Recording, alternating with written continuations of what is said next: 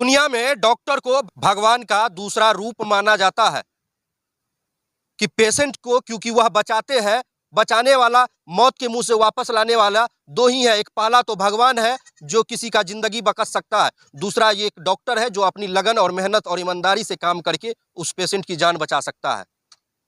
लेकिन एक ऐसा मामला निकलकर सामने आया है कि जानकर आप चौंक जाएंगे। मामला सुपौल जिला के सरायगढ़ भपटियाई थाना क्षेत्र के चांद पीपर गौ वार्ड नंबर 9 से है, जहां पर की ललिता देवी नाम की महिला गर्भवती होती है और प्रसव कराने के लिए प्राथमिक स्वास्थ्य केंद्र जाती है। जो भपटियाई सरायगढ़ का प्राथमिक स्वास्थ्य केंद्र है, वहां पर वह प्रसव कराने के लिए जाती है। जैसे वहां वह पहुंचती है आशा सुदामा देवी के साथ में, तो उस हॉस्पिटल में एएनएम जो रहती है वह उन्हें बहुत ज़्यादा डरा देती है कि आपके पेशेंट के साथ बहुत ज़्यादा मुश्किलात है, इनके साथ परेशानी है, यह पेशेंट बच नहीं सकती है, बच्चा बच नहीं सकता है। इस तरह से बात कहा जाता है, बहुत तरह से उसे डराया जाता है। पेशेंट और उनके साथ में जो परिजन होता है काफ़ी ज़्यादा डर जाता है।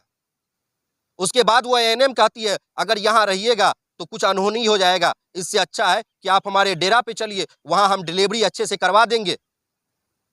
पेशेंट डरा हुआ होता है तो मैडम की बात मान लेता है, जो एएनएम मंजू देवी होती है उनका बात मान लेता है, और वह पेशेंट जो है उन मंजू देवी एएनएम जो होती है उनके डेरा पे चले जाता है, ललिता देवी जो गर्भवती है उनको लेकर।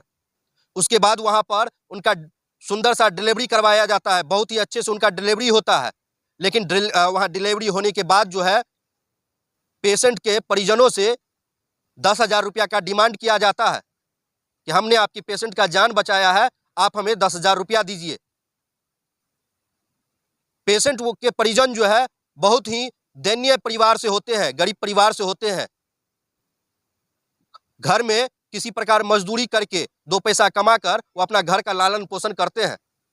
ऐसी स्थिति आ गई थी उनके पास कि 10,000 रुपया डिमांड किया जा रहा था। लेकिन गर्भवती महिला थी तो हर एक आदमी कुछ ना कुछ पैसा हाथ में रखते हैं, और कुछ इधर उधर से कर्जा लेकर उनको 7,000 रुपया दिया गया एएनएम मंजू देवी को। लेकिन 7,000 रुपया लेने के बाद भी एएनएम मंजू देवी जो है इस मामले में वह उसे सबर नहीं हुआ, उनका जिद रहा कि हमें 10,000 रुपया चाहिए। 10,000 पे वह अटकी रही। जैसे ही यह मामला ललिता देवी के भैंसुर दिनेश मुखिया को पता चलता है, दिनेश मुखिया भी वहां पर जाते हैं इस मामला को लेकर। उसके बाद वह एएनएम को कहते हैं कि आप रुपया क्यों लिए, तो एएनएम कहती है हमको और रुपया चाहिए, तो वो कहता है अब रुपया हम आपको नहीं देंगे।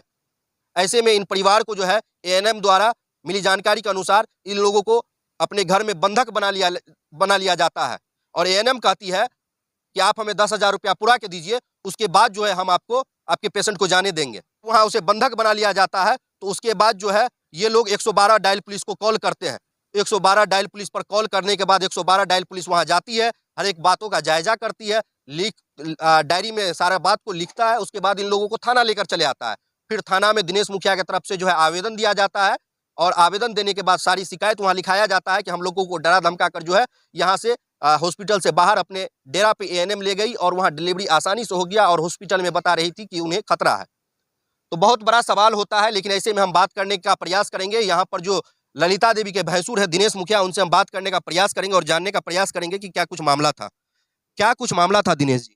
मामला था लेकिन हम क्लोज कर लिए अभी मैटर, हम टाइम नहीं है, गांव का आपसी मैटर था, हम रख लिए हैं तब तक बात हो, फिर अगर नहीं होगा गांव का मैटर से तब हम आगे बढ़ेंगे। हुआ क्या था दिनेश जी? वही डिलीवरी इशू होने के लिए सरकारी हॉस्पिटल गया था। अच्छा, वहाँ पे नहीं हुआ। वहाँ पे नहीं हुआ तो कौन वहाँ से कहाँ ले गई?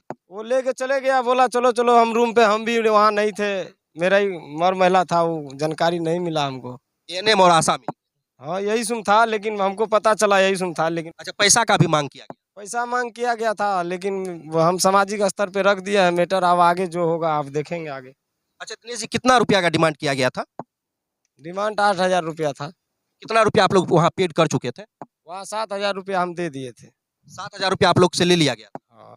अच्छा, उसके बाद 112 को आप बुलाए थे कि एएनएम बुलाई थी? 112 को हम बुलाए थे। आप बुलाए थे? हाँ। उसके बाद वहीं पे 112 सारा चीज किया कि आप लोगों को थाना भी ले गया था? थाना पे भी ले गया था, लेकिन हम लोग जो है गांव में आपसी मैटर में हम सुलझ लिए हैं, तो आगे देखते हैं। अगर गाँव का मैटर नहीं समझाएगा तो हम आगे देखेंगे। अच्छा, आप लोग उनको एएनएम को मौका दिए कि इस तरह से आप मत कीजिए? और इस तरह से अत्याचार मत कीजिए, कम से क्या कम। दिनेश जी इससे पहले भी इस तरह का कुछ वो लोग की थी? इससे पहले कुछ किए नहीं थे, लेकिन हम देखे तो हमारे साथ जब किया तो सबके साथ में किया होगा। इससे पहले भी आपको लगता है? हाँ, किया होगा। हाँ, तो बच्चा अच्छा से हो गया था। हाँ, ठीक है, अभी सुरक्षा है। तो दिनेश जी, आपको नहीं लगता है कि हॉस्पिटल में डिलीवरी होने में खतरा था और वहाँ उनके डेरा पे आसानी से हो गया? ये बात तो सर हम भी वहाँ नहीं थे, लेकिन आगे देख रहे हैं मैटर क्या हो रहा है। हम तो क्लोज कर दिए हैं, अभी टाइम नहीं है, हम जा रहे हैं कहीं, तो हम आएंगे तो आपको न्यूज देंगे। अच्छा, क्या नाम हुआ आपका? दिनेश कुमार मुखिया, आप ललिता देवी के कौन? भैंसुर है हम उसका। थाना में आप ही आवेदन दिए? थाना में हम ही आवेदन दिए थे, मैटर चलिए। close करके हम रख लिए हैं। तो देखिए कि ये ललिता देवी के भैंसुर है जिन्होंने इस सभी प्रताड़ना को जो है प्रताड़ित हुआ है इन सभी मामलों से। उसके बाद ये लोग जो है अभी गांव सामाजिक स्तर पे जो है इस बात को लेकर जो है बैठक किए हैं कि कैसे क्या होगा। तो अभी गांव सामाजिक स्तर पे इनका बात चल रहा है, लेकिन थाना में भी कहीं ना कहीं ये लोग आवेदन दे चुके हैं, इसलिए कि थाना में 112 को बुलाया जब गया था तो 112 ने अपनी ईमानदारी पूर्वक काम किया और 112 ने वहां सारी चीज को जो है डायरी मेंटेन किया।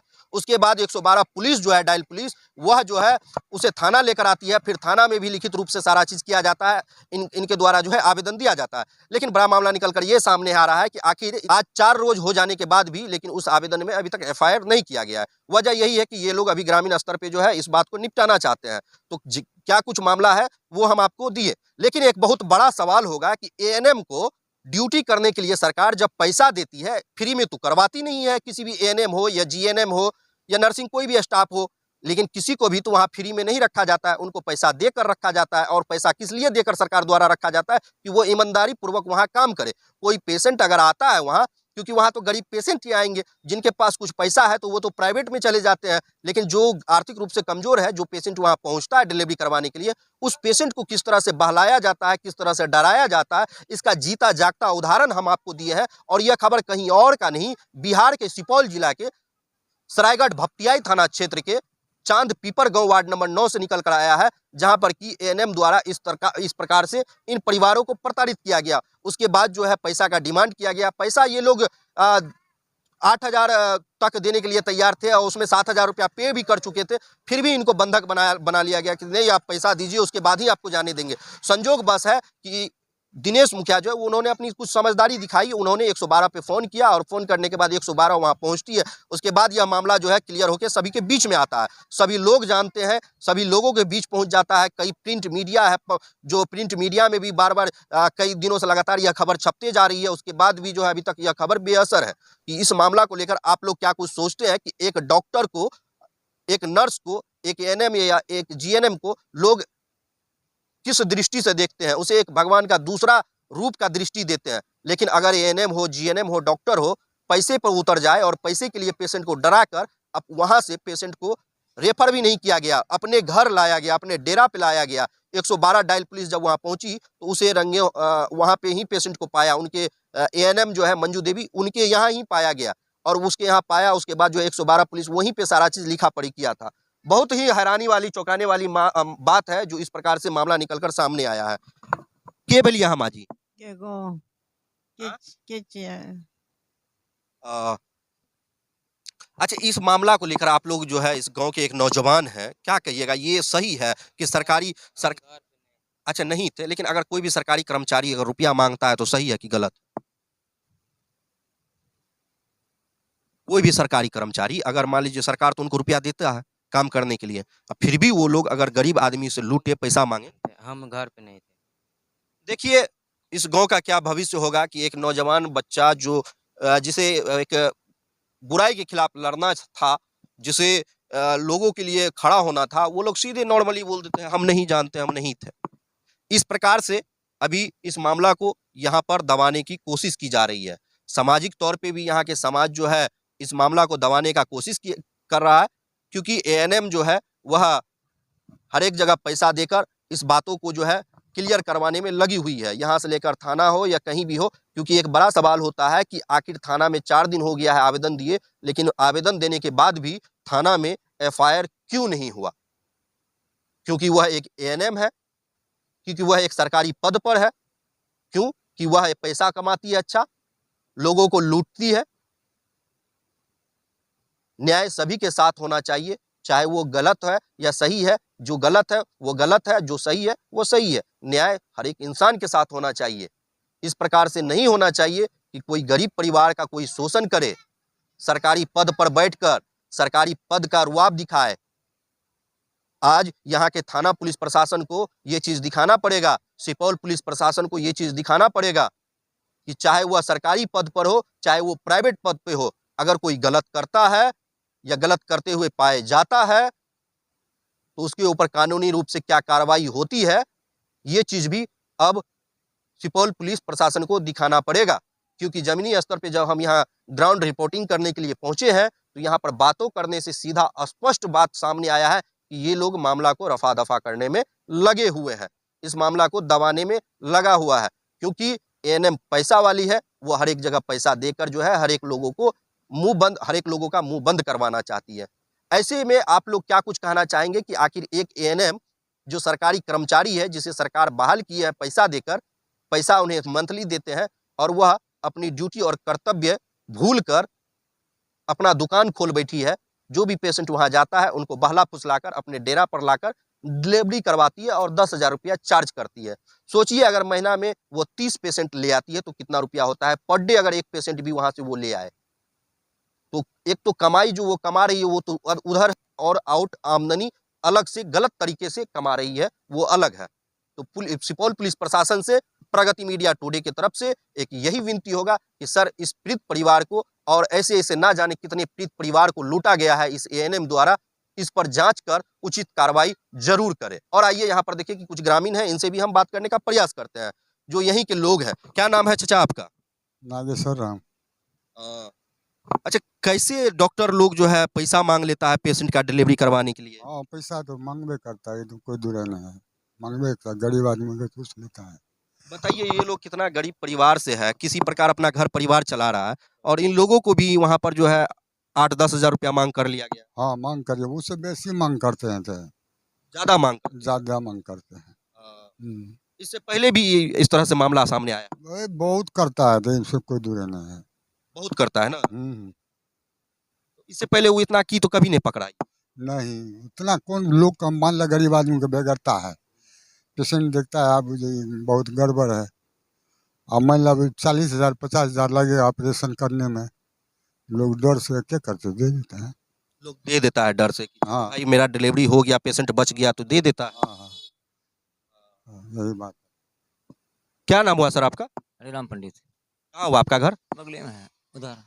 सर क्या कहना चाहेंगे ऐसी अवस्था में कि सरकारी कर्मचारी जो गरीब लोगों का शोषण करता है, इस तरह से पैसा ऐंठता है, क्या कहिएगा इस पर? इस पर हमारा यही विचार है जो अच्छी तरह से इन लोगों पर देख रेख किया जाए, कार्रवाई की जाए, इन लोगों पर जो जो गरीब लोगों का शोषण करता है उसके ऊपर इस तरह का बात होना चाहिए जी। एक ताजा मामला अपने ही घर के यहाँ जो दिनेश मुखिया है इसके यहाँ से आया है कि ये लोग डिलीवरी करवाने के लिए हॉस्पिटल जाता है, वहाँ पे जो है एएनएम काफी डरा देता है इन लोगों को, और उसके बाद जो है इन लोगों से पैसा का डिमांड किया जाता है अपने घर पे डिलीवरी करवा के। क्या ये सही है? नहीं सर, ये गलत बात है। जब वहाँ जाता है रक्षा के लिए, रक्षा नहीं होता बल्कि उसका अपोजिट हो जाता काम है। वही लोग धसवा देता है, जाके वहाँ ये कीजिए वो कीजिए ऑपरेशन कीजिए, वही लोग खाली करवाता है। ऐसा नहीं होना चाहिए, इस पर सरकार के देख रेख का होना चाहिए। सरकार को बोलिए आप लोग जो नहीं, या इस पर पूरी कार्रवाई की जाए इन लोगों पर जो इस तरह से मामला करता है, गरीब लोगों का शोषण करता है। गरीब लोगों को खाने के लिए वो लोग तरफ रहेगा, फिर भी आता है यहाँ जान बचाने के लिए, तो वो लोग इन लोगों से एएनएम तो बाहर से आई है यहाँ ड्यूटी करने के लिए, उसको तो इतना हिम्मत होगा नहीं कि किसी भी पेशेंट को अपने घर ले आए। इसमें जरूर किसी न किसी का हाथ है, क्या लगता है? क्योंकि यहाँ एक आशा सुदामा देवी जो है वो इसमें बहुत ज्यादा भूमिका निभाई।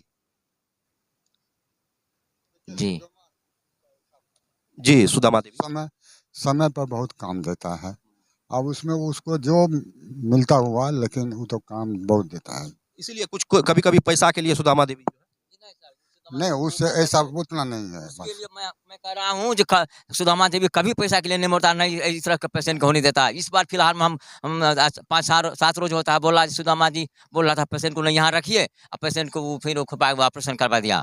आखिर सुदामा देवी आशा थी तो ये कैसे पेशेंट को उसके डेरा पे जाने दी? इसलिए सर अपने मन से पेशेंट भाग रहा, डॉक्टर लोगों को भी गवाह रख दिया। डॉक्टर साहब देखिए अब यहाँ छोड़ करके भाग रहा है वो लोग।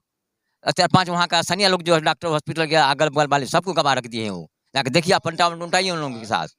सुदामा इस तरह की बात नहीं है उनके साथ में, वैसा इन्होंने तो वहाँ कोई है नहीं जी। इसमें सुदामा देवी का कोई हाथ नहीं है। सुदामा देवी का अगर हाथ रहता तो वो डायरेक्ट इनके घर पे लेके जाती। जी हाँ, सुदामा देवी हॉस्पिटल लेके गई थी। हाँ जी। तो एक बड़ी बात निकलकर इसलिए सामने आज आप लोगों के बीच में आया है, वो चीज मैं आपको बता देता हूँ। इससे पहले भी ना जाने कई लोगों के साथ शोषण किया गया, कई लोगों के साथ इस तरह से किया गया कि उनके पेशेंट को डराकर अपने डेरा पे ले आती है एएनएम मंजू देवी, और उसके बाद उनसे पैसा का मांग करती है। ये इससे पहले भी कई बार हो चुका है, लेकिन इस पे कभी आवाज नहीं उठा। इसलिए नहीं उठा क्योंकि वो लोग अशिक्षित थे, डरे हुए थे, इसलिए वो बात का खुलासा नहीं हो पाया। इस बात का खुलासा इसलिए हो पाया क्योंकि ललिता देवी के जो भैंसुर है, जिससे अभी हम बात किए, दिनेश मुखिया, वह इस पंचायत के मुखिया का ड्राइवर है। तो इसीलिए इनको कुछ जानकारी है कि इनके साथ जब इस तरह से मामला हुआ तो इन्होंने बात रखा अपनी मुखिया जी के पास, और मुखिया जी के माध्यम से धीरे धीरे यह बात जो है सभी के बीच में आया। हमारी यही अनुमान है। बाकी क्या कुछ सोचते हैं आप लोग इस खबर को लेकर, कमेंट बॉक्स में अपनी राय को जरूर दें कि क्या कुछ इस हॉस्पिटल में जो हुआ है, क्या वह सही हुआ है या गलत हुआ है। आखिर एक एएनएम जिसे सरकारी पद पे रखा जाता है, उसे लूटने का परमिशन किसने दे दिया, उसे पेशेंट अपने घर ले जाने का परमिशन किसने दे दिया, इस बातों का भी जांच जरूर हो कि यह एएनएम ऐसा क्यों कर रही है, आखिर पैसा पे कितना गिर सकती है। इन सभी बातों का जांच हो, निष्पक्ष रूप से अगर जांच होगा तो जरूर इसमें दोषी पाए जाएंगे।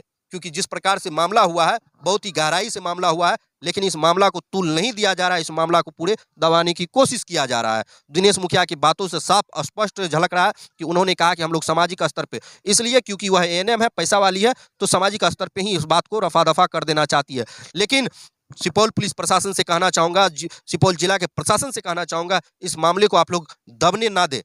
आज एक गरीब के साथ हुआ है, ना जाने कई गरीब के साथ और भी आगे हो सकता है अगर इस तरह से एएनएम अपनी बर्ताव बनाई रखी तो। इसलिए इस खबर को ज़्यादा से ज़्यादा शेयर कीजिए। खबर पूरा देखने के लिए बहुत बहुत शुक्रिया, बहुत बहुत धन्यवाद।